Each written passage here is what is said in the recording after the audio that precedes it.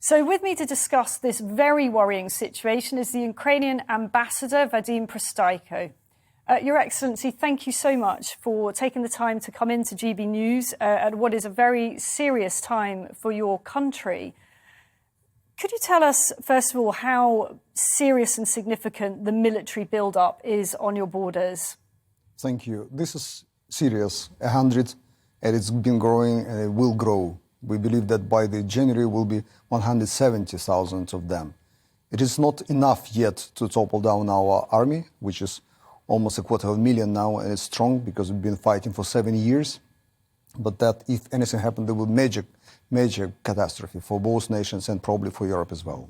So just to be clear for our viewers, we're talking here about an escalation, really, of a war that has actually been going on since 2014. It's been something of a war of attrition. People here don't hear about it very much, but that has very much been an ongoing conflict, despite a ceasefire having been signed in 2014? Many times have been signed and then broke down. Now, why we are sometimes restrained, people don't understand what's wrong with Ukrainians. We've been fighting and dying over these 7 years. 13,000 lives were already lost. How many? 13,000 plus. 30. 13, 1-3. 13.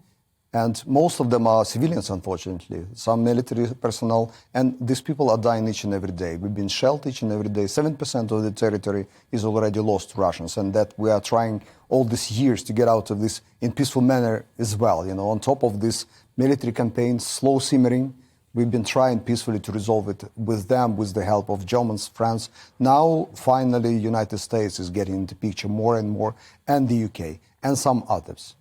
So what happens if we all just shut our eyes here in the West and say, look, we've got plenty of problems of our own, and President Putin is allowed to continue his activities unchecked? How do you see that playing out if we don't get involved?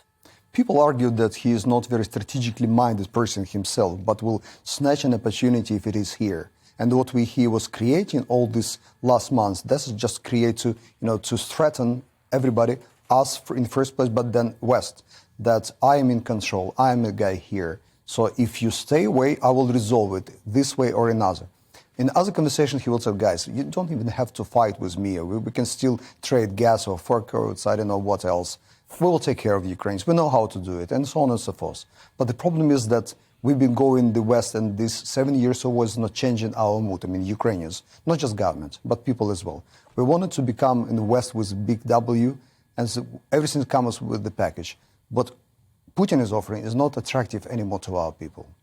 So some will say this is just Putin saber rattling. And he will say it is a defensive operation. Do you find that credible? Are these operations on the borders purely defensive? This is still 200 kilometers from us. It will take a march for the tanks to get in our territory. But the problem is that they already have people in our place. It's not just Crimea with 35,000 of them. It's not that Transnistria on another side of Ukraine, in the Republic of Moldova, is the people on the western border of ours, so-called supported, the separatists supported. But then we have another front in Belarus, which has been digested by Russians right now as we speak. So now we're totally surrounded by forces friendly to him like Belarusians or his own people like everywhere around Ukraine. And some of his activities don't look very defensive, do they? I understand he has special forces. He has also been the military have been conducting exercises that involve simulating taking over an airport. Is that correct? Especially paratroopers, which were taking over the airport. It's not very much you can see it as the defensive move. The problem also is that we have undefended borders in the Black Sea, which we can expect the assault. That's why we are cooperating, and by the way, with the UK as well, to rebuild our navy, which has been completely destroyed, and even naval bases were taken by Russians in Crimea. So we do not have any means to protect ourselves. We have to work fast to regain some of these capabilities. And as a mark of how involved the UK already is, we have been helping with some training in Ukraine for a number of years. Your allies have historically been pretty nervous about providing any ammunition, but that is beginning to change. And just this week, I think a deal was signed or concluded recently Mm-hmm. in terms of some naval support. Can you tell us what that was from the UK? I was privileged myself to sign a £1.7 billion contract. This is credit. This is not a gift to us. It will create the, how strange it sounds, but it also creates jobs on both sides, here and in Ukraine, because these ships will be built here in Ukraine. The ports will be built with the assistance of the Great Britain's companies. But that's actually not about jobs. Mostly it's about us to be able to defend ourselves. On top of what the United States is doing, you're probably just the second or third nations which is openly staying with us. And in terms of your own armed forces, I know you, because I myself have actually been out to the front line in eastern Ukraine. It was a fascinating experience to see how that long war has been playing out. And I've been in the trenches there very briefly, I'm fortunate to say. Very brave. But I have seen that you are building up your own armed forces. You've put a lot of resources into that. But the reality is they are no match, really, for the full might of the Russian armed forces. Some people say that small red army can't win the big red army. Our idea is to become not the red army, but become something better than that. Maybe we're not that big in numbers. You could be smart. Smarter. When Soviet Union collapsed, we had 1 million people under the rifles. Now we're quarter of this number. And the nuclear capabilities which we had and we gave over in return of the guarantees to defend us, by the way, signed by UK as well. So this time is over. We have to rebuild our army on something better, like NATO standards. That's why we're going to NATO. And what more can Britain do to help? We've been involved for some years. Would you now like to see us doing even more? What you're doing already is very important to allow us to reform ourselves, to bring the experience and expertise here. The only problem with that we're running out of time. Yeah. We have to be better society, better economy, better army, but we have to do something right now, right away to deter the immediate threat of attack. And how much confidence do you have in President Biden to intervene and come good on his threats to Vladimir Putin if indeed Russia did do the unthinkable and invaded? I hope that the message which President Biden gave to President Putin was quite clear, that the consequences will be catastrophic for Russia as well. But we also wanted everybody knows that Ukraine still have their own right to see their own future. If this comes to the price very high for Ukrainians, the compromise between big twos, we will have our word to say. We don't want our fate to be decided behind our backs, even between our friends of the United States and our enemies of Russia. But are you confident that President Biden is as good as his word? We know that he is more exercised probably by the threat posed by China. Do you really have faith that if Russia does the worst, America will come to your rescue? I believe that when the United States and you are watching what is going on in Northern Korea or in Iran, these nations which are trying to become nuclear nations, and you're trying to persuade them that you have to exchange the nuclear weapons for the piece of paper, which we signed some 30 years ago, they are very mindful with whether Ukraine will get out of this conflict. If Ukraine will be victorious, then they will understand that there is some law, there is some international obligations which can be supported, they can be respected later on. Now, Ukraine is not a member of NATO, and that's the alliance under which an attack on one member state is viewed as an attack on all. Obviously, if you were members of NATO, you would have incredible protection. That's something that the Russian president is extremely nervous about. Tell me where you are at in terms of perhaps progress towards joining NATO.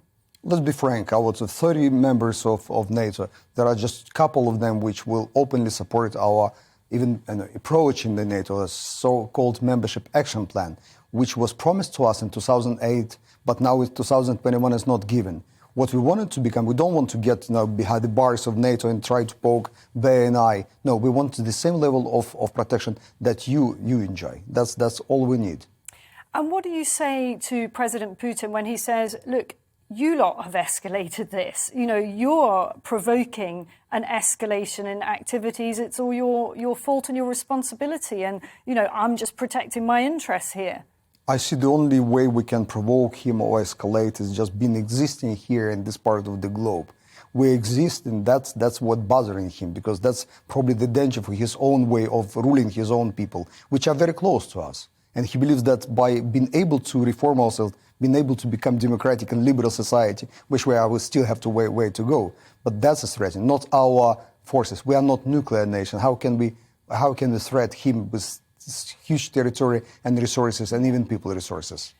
Now, talking to the experts about this and defence analysts, they really fear that if President Putin is ever going to invade, the time will be just after Christmas, when he sees weakness in the West, a President Biden distracted by other things.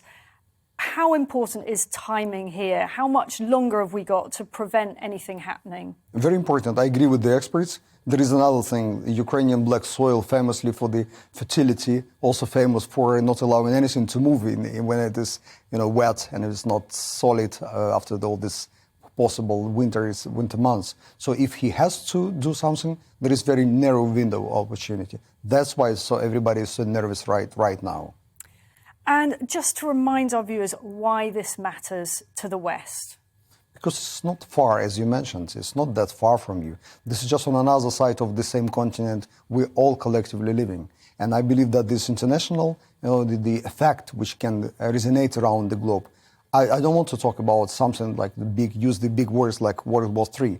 But if anything happens in this part, we will be fighting to the death. We are 40 million nation. The catastrophe will be enormous. We have already 1.5 million people been displaced, but we can absorb them, and we're absorbing them in our own society. Imagine if any major military conflict happens. We will contain it as much as we can, but different. Refugees is just something to scare people here, but the losses, the enormous losses, and God forbid, the nuclear weapon, or nuclear stations in Ukraine. We're second by number of nuclear stations after France. So anything happens, we remember Chernobyl, and that's again in our lands. Thank you so much, Your Excellency, for making time to come in today.